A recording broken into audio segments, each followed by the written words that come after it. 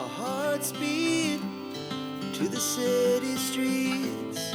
We began to feel the fire. We rise like tall buildings as the chemicals they take us higher. The night's young. One of the biggest things that I struggle with in my life is accepting the unknown, accepting future events that I cannot control. Now, I find myself constantly making these mental movies of a situation that I'm currently stressing about or a future event that I've been worried about, and imagining this ideal, this perfect situation, this perfect life, or this perfect job, this perfect wife or children or salary. And I know for a fact it's just a coping mechanism for the stress and the worry of not being able to control the future. And I should actually not say it's me doing it. It's my mind doing it. It's my shadow friend. If you've been watching my previous videos, you would know that I speak a lot about separating your being, your identity, from your mind, right? And once you do that, you start acknowledging and you start observing the negativity, the feelings that your mind puts in your body, right? And it's the same thing here. Our mind cannot control the future. It cannot control and put it. It cannot. How can I say that? It has this idea, right, of the perfect situation because of society that put that idea in his head, in my head, or like my background or my religion or my culture or whatever. So it has this idea of a perfect situation, of a perfect wife.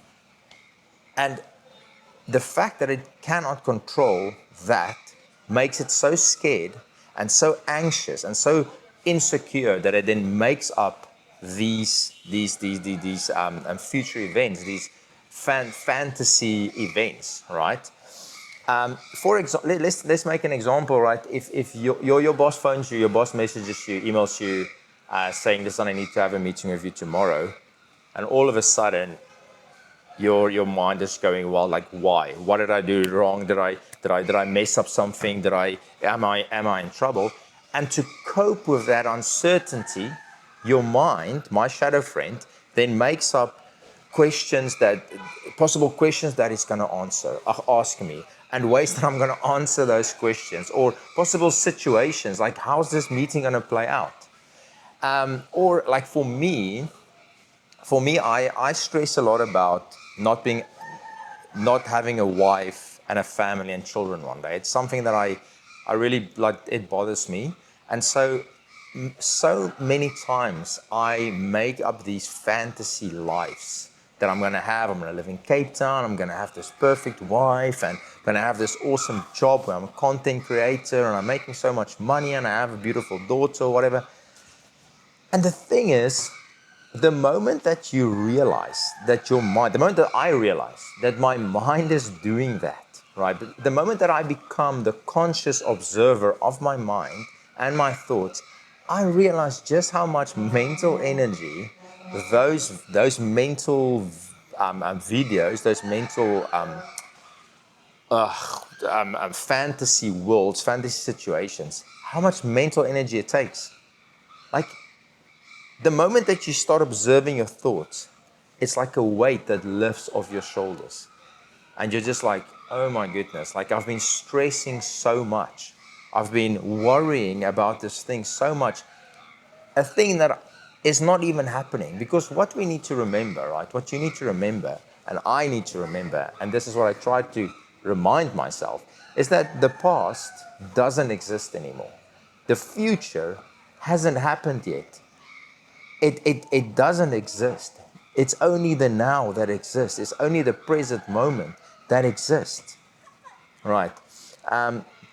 That's why it's so important for me to accept the unknown. So important to accept the things that I cannot control, to separate myself from my mind, to realize when my mind is doing it, when my shadow friend is fearful and anxious and insecure, and to separate myself from that. Because if you don't do that, and you're using all this mental energy, and you're making up these fantasy situations, you are going to live in a constant state of fear, of anxiety, and every situation that you react to is going to be based on that fear and anxiety and worry. That's how I feel. That's how I experience these situations. So the question is like, okay, so how do we deal with these stressful situations? How do we accept the unknown? And this is where we go, cue the title of the video, right? 2 strategies, 2 ways to accept the unknown. That's the title of this video. So I've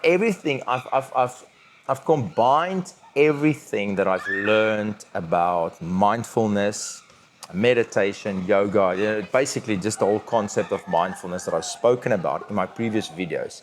And I've combined it into 2 strategies, sort of similar strategies in many ways, but also it varies, it breaks off in the middle.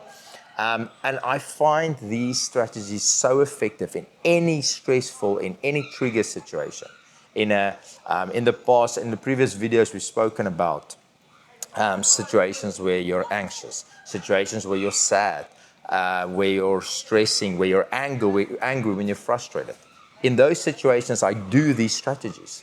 Okay, and so for this video, I want to use the example of jealousy. Right, I'm not really a jealous person, but I think in any situation, in any relationship, you're going to have those jealous feelings. But I think everybody experiences that. I'm not sure. But what I actually want to speak about is like extreme levels of jealousy, right?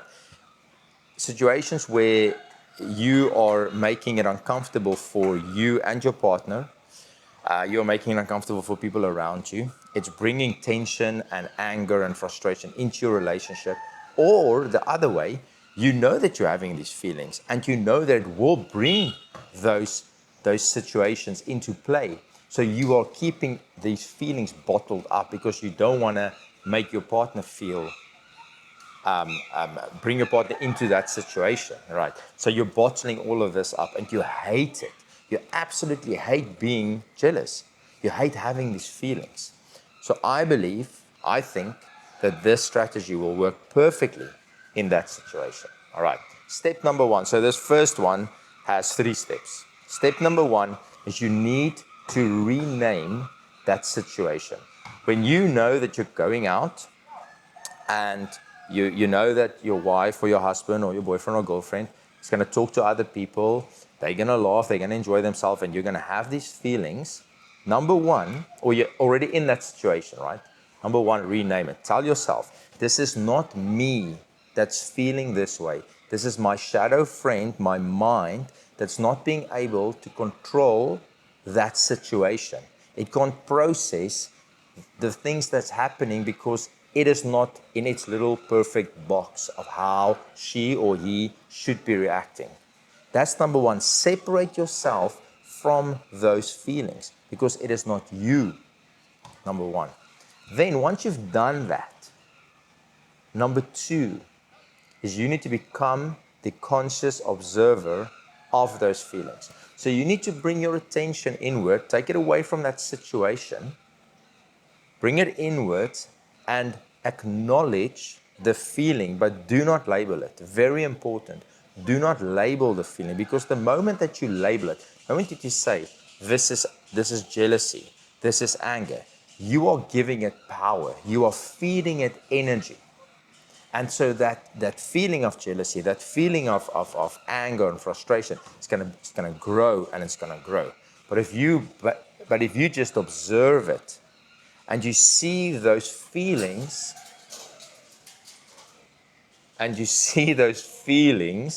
as just clouds drifting past you, all of a sudden you're taking the power away from those feelings. And what you've been felt is the intensity that you felt it a minute ago is all of a sudden so much less powerful and less severe, because you are just observing it, you're seeing it passing you by, floating past you. And then what you need to do then is step 3, you need to refocus on the present moment. Whatever you are doing, if you are having a conversation with somebody else, refocus, put your entire attention on that conversation. Listen to the people around you, or observe the people around you. Observe the spaces. We spoke about this, that become, in my previous video, become present. Observe the spaces, observe the sound or the silence around things. Pay close attention to what you are doing in that moment. Do that, and you take away the power of that jealousy feelings. Okay, that's the first strategy that I have. The second strategy, very similar at the start. Once again, relabel it, rename it. This is not you. This is your shadow friend. This is your mind that cannot control this situation, cannot control your wife or your husband smiling or laughing while talking to other people. That's number 1. Number 2 is label the thought. And I just said you shouldn't do that. But in this situation, because of step 3 and step 4, label that situation. Tell yourself exactly what it is. Give it power. Right? So that you can identify this feeling. You can experience it. You have it in you. Right? And then, once you feel it, once you have it in you there, number 3, you change your self-talk. Instead of being angry at your wife and saying, yo, she's just flirting with somebody now, or he's look how he's laughing at that woman, or look how he's touching her, or switch it around and say, how awesome is my wife or my husband that say they have so much confidence to talk to people around her or him, that they feel so good about themselves, that they are able to laugh and be open to having a conversation. How awesome is it that other people find them so engaging, find their personality so attractive that they want to speak to them, right? Just change the way that you see that situation. How lucky are you that he is your partner and not somebody else's partner? You're going home with that person tonight. I'm going home with that person tonight. That extrovert person, that friendly person, that confident, beautiful looking person that other people admire. I'm going home with that person. That's the mindset that you need to have, the change that you need to have. Right.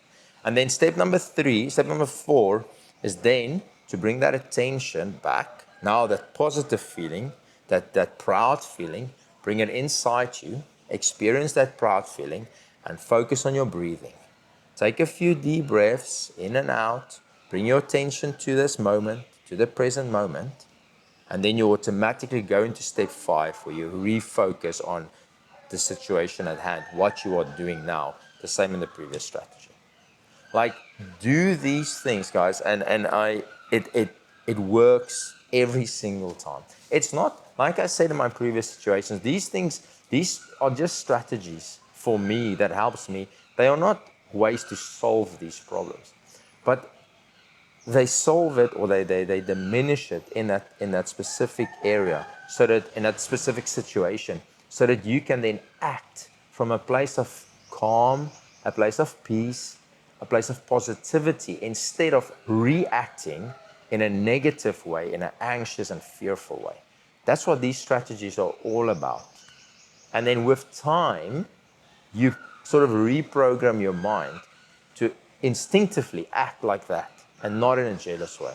And it takes time, it takes months, it takes years to do that. But eventually you do get there. Yeah, so that's my 2 strategies, that's my 2 cents.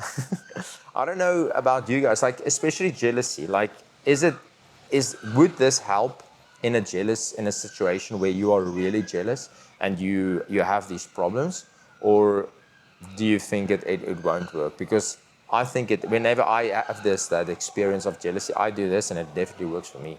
Yeah. All right, thank you very much for tuning in. One more video in this series, which will come out next week, and then we're done.